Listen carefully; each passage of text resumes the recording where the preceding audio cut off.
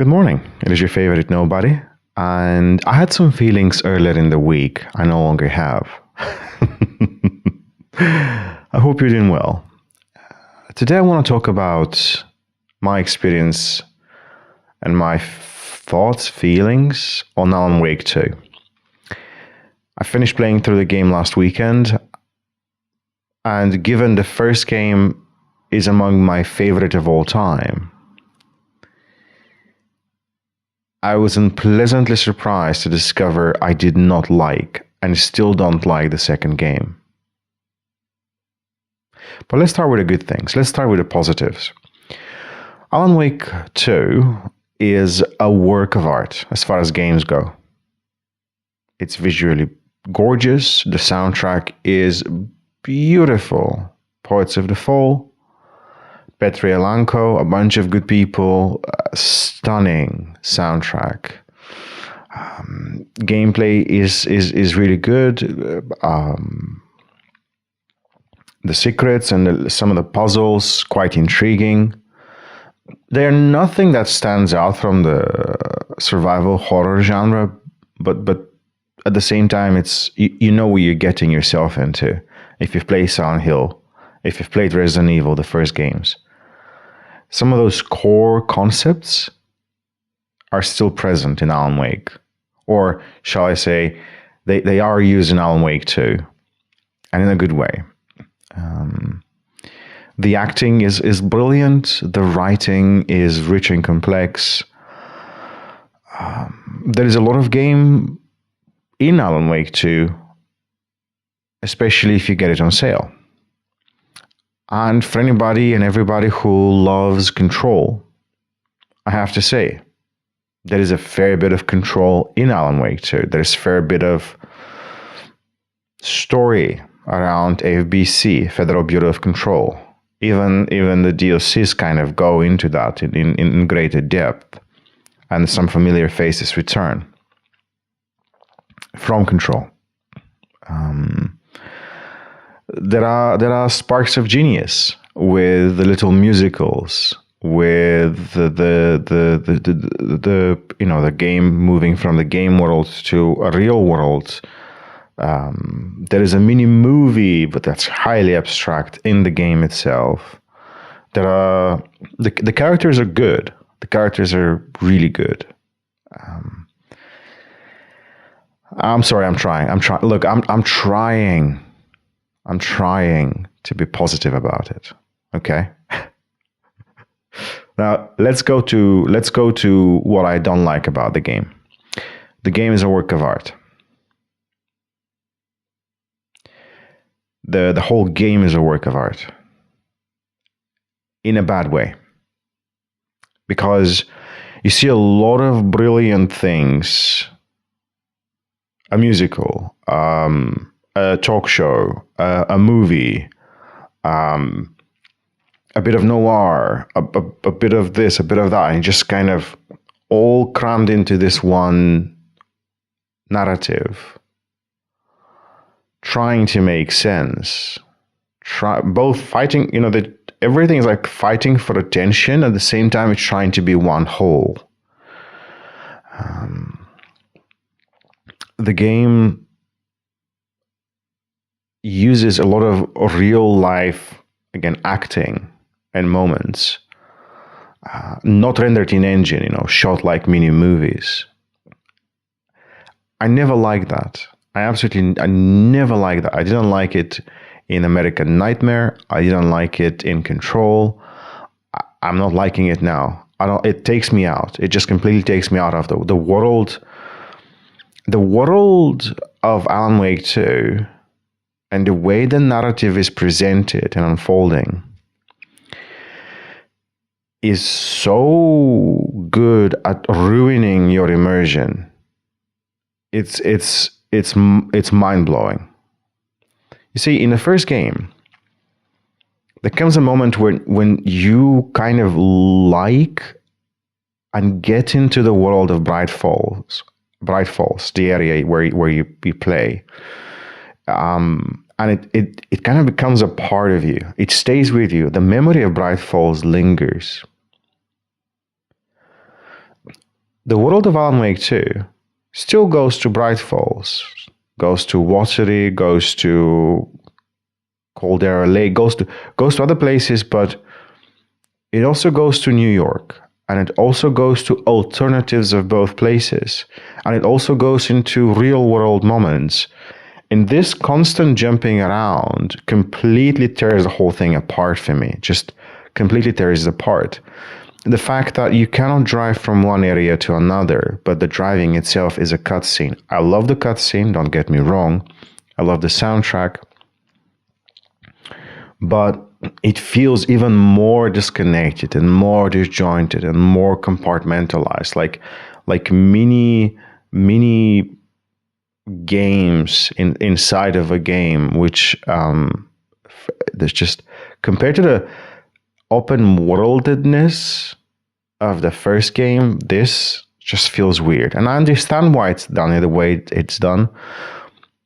The tech is highly improved. The textures, all of the stuff that goes into making a new game is computationally expensive, and you want to balance performance with design and form and function, sort of. But that just really creates this disconnect, this weird disconnect. It's hard to describe. I did not like Control. I did not care for the story of Control, did not care about the Federal Bureau of Control, did not care about Jesse or Dr. Darling, or I didn't care about any of it, I've played through Control. I respect the gameplay. The design of the game is memorable. It is memorable. But I couldn't get into it. I just couldn't get into it. And to see that take over the universe of Alan Wake, kind of seep into it, seep, S-E-E-P, seep into the world of Alan Wake, and then take over, is super upsetting to me, especially in Alan Wake 2. And I'll get to that in a bit. Sam Lake is one of those humans you cannot not like. He's charismatic, his works are memorable, but that's the problem. Seeing Max Payne in Alan Wake so prominently, not just like a cameo, but just front and center, is jarring as heck. It's so jarring. I can't unsee it. Certain actors, when given a role, I think it's called method acting, they go insane. They either lose weight or gain weight. They start moving in a different way. They change their voice. They start looking in a different way. And all of a sudden, this human being embodies another human being. Philip Hoffman Seymour is a fantastic example, rest in pieces, if I pronounce the names in the right order. Jim Carrey, Robin Williams to an extent, who played Batman Arkham Knight, Christian Bale, and not just that, but Christian Bale, Jesus, look at Christian Bale. Joaquin Phoenix, people who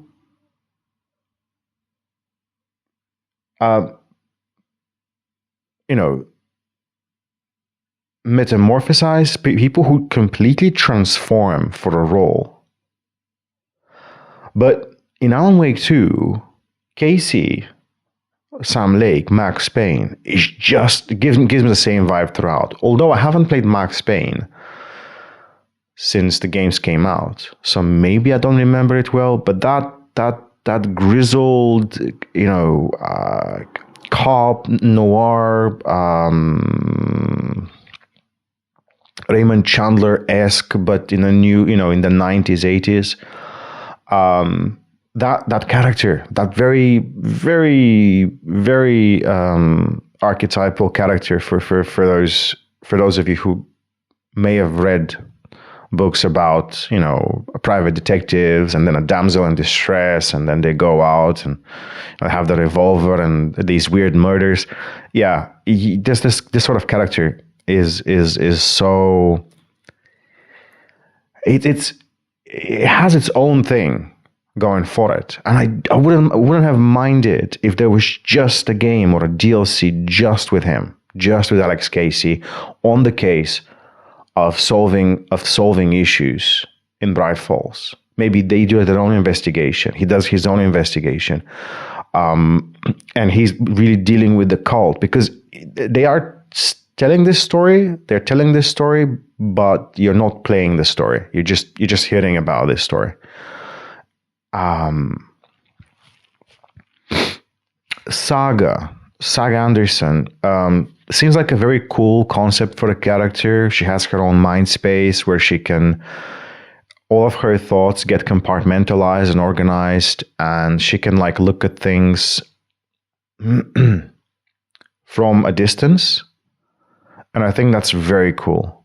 That is super cool. That is a superpower I wish I had, where you could stuff happen to you, and then you go, oh, I it's too much. Let me backtrack, and then you jump in your mind space and you start organizing your thoughts, and then you see patterns, you see how things are interlinked, you see how things work.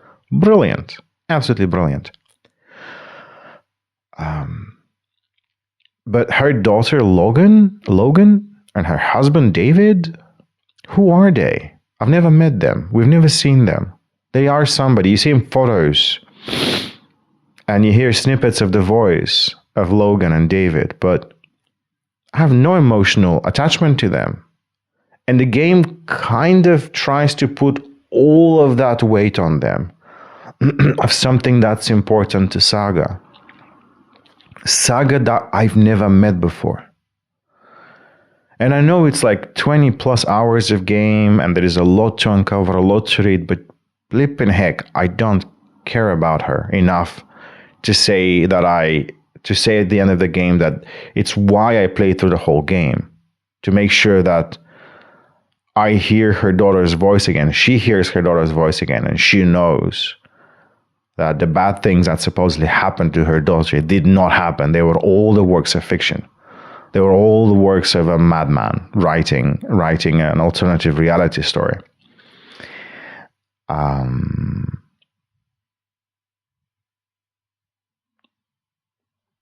mean, what can I say about Alan Wake? The man.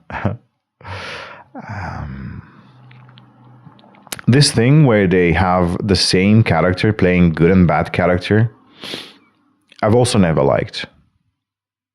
I really don't like it. I don't know why I don't like it, but it doesn't work for me very well. It just doesn't work for me.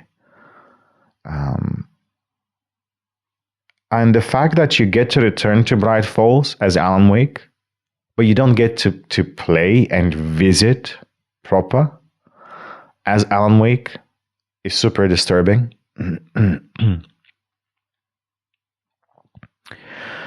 Alice, Alan's wife, I think the person who played her did a fantastic job. Fantastic job. And let me be perfectly honest. If that woman, if there was a movie, Alan Wake movie, she's perfect. She's perfect.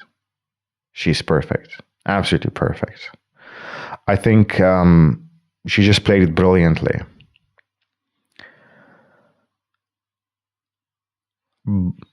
But again, I thought it's me and her. We are figuring this out together. And we kind of did. But play the game and you'll find out why. The old gods of Asgard, brilliant, fantastic. But the moment where you get a concert to fight the evil, the way you did in the first game, was so disorienting and so chaotic and so difficult to navigate, which is all the same thing said in a different way, that I couldn't listen to the music.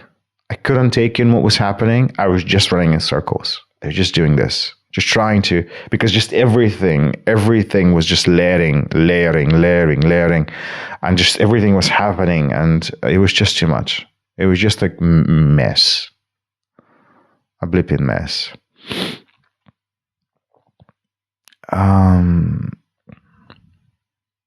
The fact that Barry, I think, from the first game, does not show up because he's moved on in his life.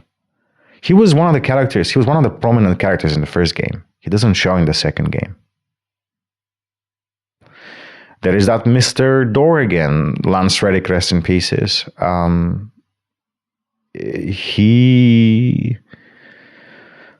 Who was he? What was that all about? I don't remember.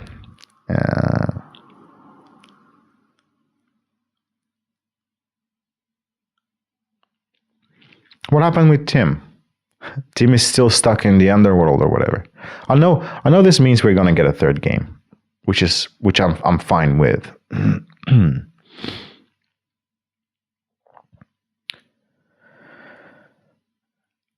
The jump scares in the game are terrible.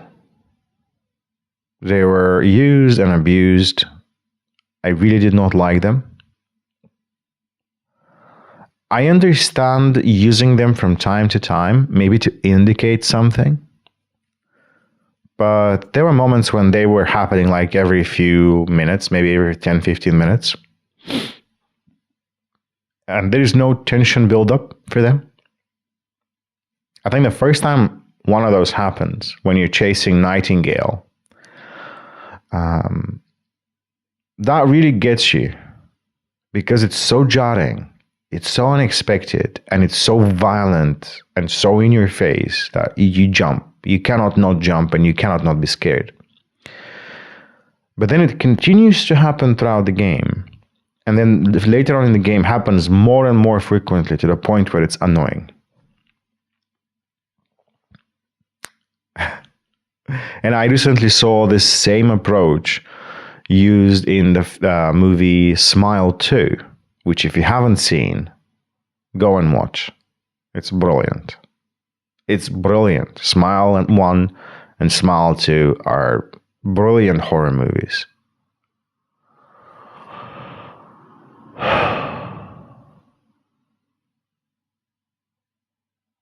But Alan Wake is not a horror game. Whatever scary stuff it had, it completely dissipated at some point, and it turned into a nuisance. It turned into a lot of conversations, a lot of snippets, trying to piece a story together. The author constantly repeating, this story is convoluted, this story is a monster, this story is a horror, but you don't see the horror. And, oh yeah, Artie shows up as well, and he's that demigod who helps you or doesn't, because he doesn't control. But then in here, he's, again, giving you wisdom. But then he's singing a music in an old people's home, singing like a song of some kind. And then in a movie, Yotonyo, he's a character of some kind.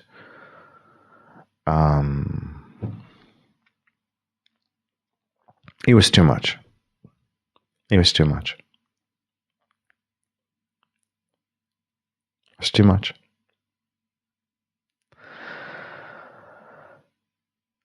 I didn't like the ending. I did not like the fact that there was an additional bit of about 30 minutes, give or take, of content in another 12 hours of New Game Plus. Didn't like that at all. The Lake House expansion, I did not like one bit. It felt like Control without the powers. Estevez, she seems like a cool character, but I don't know much about her. I think she and her wife split, just like Casey did with his ex-wife. And that's something that brings them together and gives them a bit of humanity. But the rest, and I know she cares about the agents because at some point she calls them in to help her, but then she finds out it's a paranormal, violent paranormal activities. So she tries to protect them and call them out to get to run out in the lake house. More sneaking around, more abstract stuff. You get to see Ed, who is one of the characters from the first few moments of the game itself, of Alan Wake 2, a writer. That was hilarious. You find him stuck in a bunker writing, and whole hell has broken loose around him, and he just thinks it's another day in the office. That was funny. The artist captured in a painting, that's brilliant. I like it. Reminds me of Killing Commendatore by Haruki Murakami. But,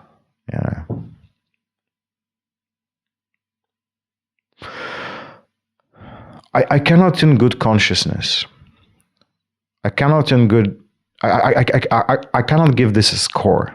It's hard to score a work of art. It's very hard to score because there are certainly things I like. I wouldn't mind an Alan Wake movie with the same actors. The guy who plays Alan Wake, Alice, Artie, the rest of them. I wouldn't mind it as a movie. The music is, there's just no fault with the music. The music, the music is amazing. It's just fantastic. There's just no faulting it.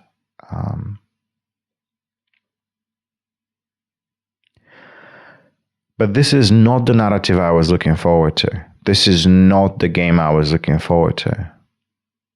This is this departure from the world of the weird and the unknown and the paranormal into the world of, it's weird, but humans are even weirder. Metro did it. Metro 2033 had a bit of a promise of something paranormal and sci-fi-ish. And then Last Light completely did away with that, but still kept some of the anomalies, still kept some of the weirdness. And then Exodus just shattered the dream entirely. Humanity is the biggest monster in a world of monsters.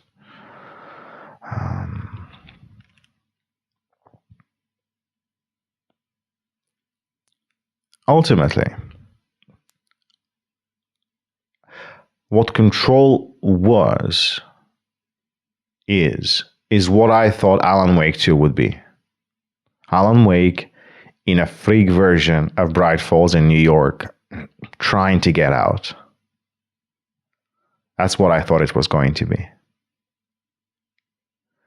And then Control could have been this experimental movie, musical, real life, fantasy, fiction, abstract, crazy little story. Which in some ways it was. In some ways.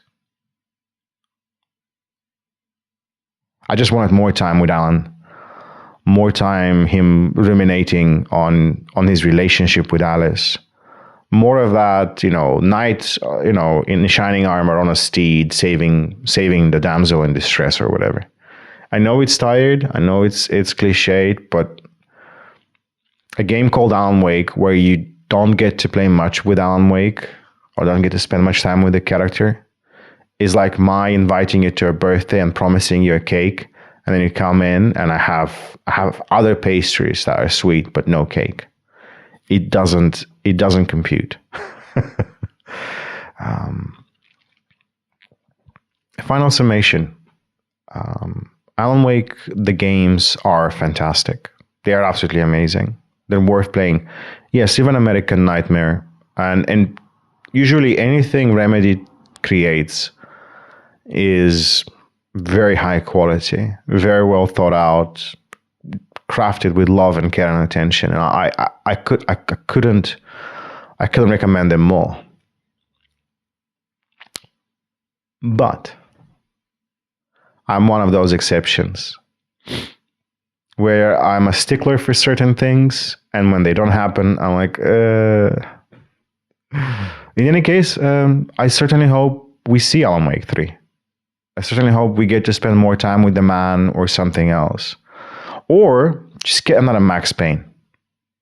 Casey clearly is wanting another case. He's clearly, or maybe even just go back in time and do something with Alex Casey. Some kind of weird murder story, and maybe get the cult of the tree in that, or the cult before the cult of the tree, and maybe get the bureau kind of control kind of involved as well a little bit. But just don't do it in Alan Wake 3. Thank you for listening to this. I can ramble about it all day long, but ultimately, this is what we have.